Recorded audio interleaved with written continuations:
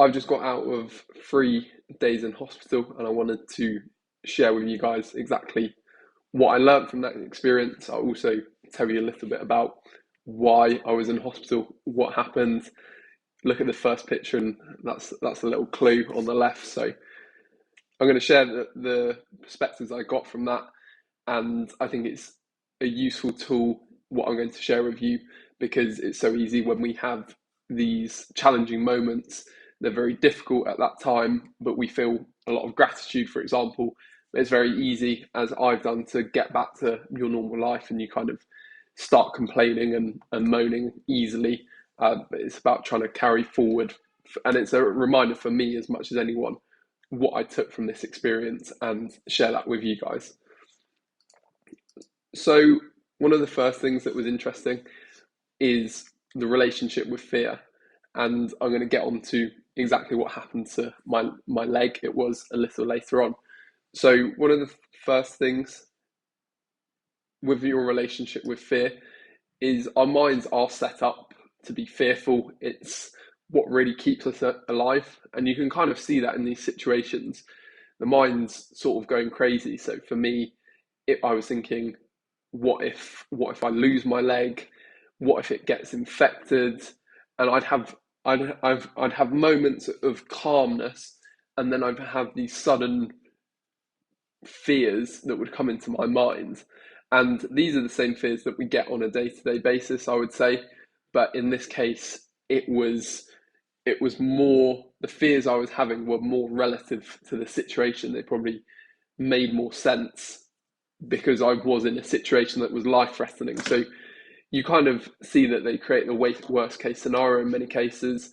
But in this situation, that's maybe not the end of the world. You do need to be very careful. I had a deep wound, so those thoughts aren't necessarily so harmful, and they do protect us during emergencies. It's, as you've probably heard before, where we have these negative thoughts on a day-to-day basis, where we're worrying about what might go wrong. For me, for example, am I going to lose a client? What happens if I lose some money?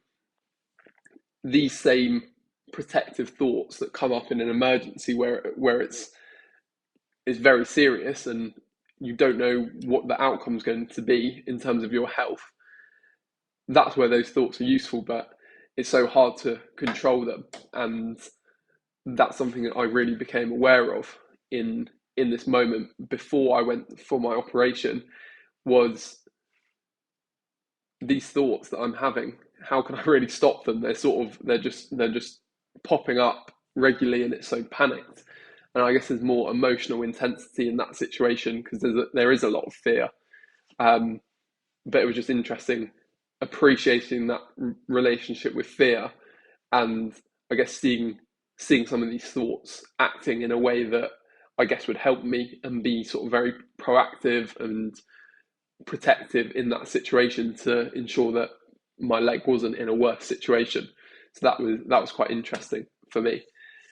And as I say, it's kind of not the same as real life. We have these thoughts and we maybe have a lot of panic or fear trying to protect a relationship or protect a work scenario, where really, I guess it's about trying to take a step back and just noticing these thoughts, because there's, yes, there can be a knock-on impact of these scenarios, but we really, in most cases, can't control them. So just focusing on what we can and can't control in terms of the fearful thoughts in the situation, I guess there's still a lot you can't control, but it's certainly more relevant, the thoughts, the negative and worst case scenario type thoughts we have.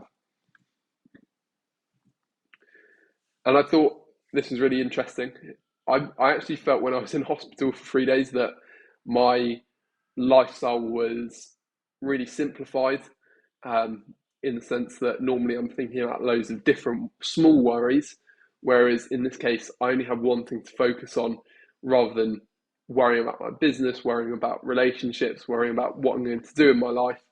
I was really just focused on getting better, and that was very interesting, as it brought a lot of peace to my life and made me feel very calm and content. Really, in even in what was a difficult situation, I was just enjoying reading, watching some TV. spending time with my girlfriend. So the really simple things, and maybe that's not something we can carry through into ordinary life, because I guess we acclimatize, and maybe we'd acclimatize in that situation, but definitely interesting that in that situation I was kind of able to just focus on this one thing, which was getting better. I guess we can try and carry forward that gratitude into daily life, and part of the reason I'm making this video is to cement that in my mind, so it's consistent and it's something I'm consistently aware of. Another thing is I'm a 25-year-old guy. I do believe I'm invincible, and I have had one other bad injury, which was my tore my ACL. But it's just really, this is a reminder that you're not invincible. Things can happen that are completely unexpected. My accident was a completely freak accident. Didn't see it coming at all. And another thing is just knowing from this that I won't really last forever. It allows me to be a bit more grateful for each day, just knowing that things can happen in the blink of an eye. And you always hear it. It's cliche, but people say it a lot for a reason, because we're not here forever. And I just want to try and carry forward that reminder and be grateful for my health when I get back to full fitness. And life will end, and I think it's very easy, for me at least, to not think about that as a possibility, and just get caught up in the day-to-day worries of life. Another big thing I noticed was we depend on other people. So I'll share about what happened exactly now. So I was surfing, and the fin went into my calf, the side of my calf, and I was at the beach, and just everything from that moment depended on other people. I had no sort of say in what really happened, and I didn't have any say in sort of me getting to where I needed to be. What happened? I came out to sea, so I called for help. Someone grabbed my surfboard. I spoke to my girlfriend. She suggested, let's go to this hospital, and the people at the surf hostel, at the surf lodge, or well, whatever it is, surf hire shop, they drove me to the hospital, and then I'm completely reliant on everyone in the hospital. My girlfriend to speak Vietnamese, girlfriend to look after me, the nurses to look after me, and yeah, just crazy. Firstly, the dependence I had in that situation on other people, and yes, I could have got through okay, probably, with just staying in the hospital. But what really made a difference was my girlfriend being there. I'm living in Vietnam, so I don't have the same support network I would have at home. But even having that one person who really looked out for me made such a difference. And yeah, just reminded me that yes, it's easy to believe that we're very capable or confident, and I like to think of myself that way. But then when it comes down to it, we're very dependent on other people, and it's not just us. So taking the time day to day to build those relationships, just a reminder really how important that is. And another really interesting thing was sort of allowing myself to relax. So I had this time in hospital, I had no work, I had no exercise, and the next thing that I think I've set up in the wrong order is no socializing. But it wasn't just I didn't have these things. When I normally have time off, or I have like an evening off, whatever it is, I put a lot of mental pressure on myself, and I don't know where that comes from. Maybe that's my school or upbringing, whatever it is. But I put pressure on myself, and I think that's probably a societal thing as much as anything, that I need to be working, I need to be doing, and if I'm not, then feeling like I've sort of slipped behind. But I think what I saw in that time was I really enjoyed being able to just relax because I was only focused on getting better, and I didn't put any pressure on myself to have this result or this result. I was just allowed to allow myself to really kick back, relax, enjoy reading, enjoy some entertainment. And yes, you obviously can't do that forever, but I think it's also a reminder that it's about allowing yourself those moments. And I think as well, more getting clearer on what really matters in the day to me. So if I'm doing loads of different tasks and getting lost in many different responsibilities, then it's going to be easy to feel like, yes, I should be doing more. But I think going forward, it's going to be a case of prioritizing what are the one, two, or three things I need to do today to feel like, yes, I had a great day, because there's always more you can do, and it's always going to be easy to compare yourself to other people, and it's really not helpful in terms of your life, in terms of not allowing yourself to relax. You feel really negative in that situation because you then feel like you have to constantly be working, and even when you have the time off, there's not that reduction in stress or relaxation. So it's just not helpful. It'd be better just to do all your work and just commit to that, rather than try and have this time off where it's not really restorative at all.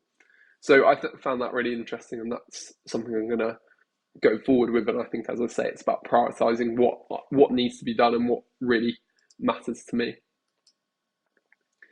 And another, probably the last point, is framing difficulties. So yeah, a bit more detail on my injury. I cut into the side of my calf. It was quite a deep cut. It was probably about 3 inches across. Yeah, 3 inches or so across, maybe a bit less. And then like maybe, yeah, probably like an inch, an inch into the skin. So it's quite a deep cut. And yes, I could say that was a really freak accident, which it was. I've surfed a lot and I've never really, I haven't been injured. So yes, that's very unlucky. But also anywhere else on the calf, anywhere else, it would have gone through muscle. So that would have made the recovery a lot longer. And it could have also hit the bone if it was anywhere else. So, or tendons or whatever it is. Any of those situations would have been a lot worse. So you can this is where you can really frame it how you want. You can choose that belief. So you could say, I'm unlucky to hurt my leg, which it has truth. Or you could say, I'm lucky it wasn't worse, which is also true. So neither of these statements are true or untrue. It's just about picking which one works best with you. So for me, saying I'm lucky it wasn't worse just makes my life happier, makes me more positive, and I think that's really something I can, and anyone can, apply to their life in general, and yeah, kind of take that forward. Because for me, it's very easy to sometimes focus on, oh, I missed out on this, but I think looking at the grand scheme of things with something like this, where I could have potentially not been able to do sport in future if it was the bone that was damaged.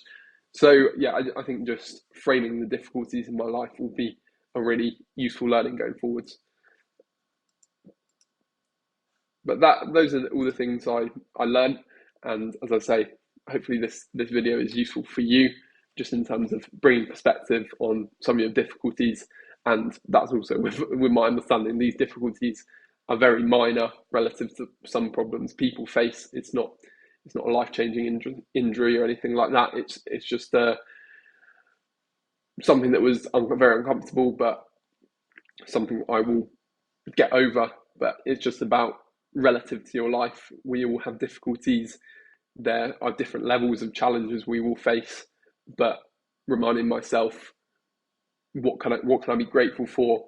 What is actually positive about this? And what can I take away from it and actually apply to my life, rather than just having this momentary boost in gratitude and appreciation, before letting that just sort of go to baseline. Inevitably, it may do at some point, but thinking about what I can take away from this. And yeah, in terms of next steps for me, it's a case of recovery, taking a week or so, not doing not doing any exercise, just some walking, and then I'll have the stitches out, so I'll be able to get back in the gym, for example. But yeah, I hope you found that helpful, and yeah, see you on the next one.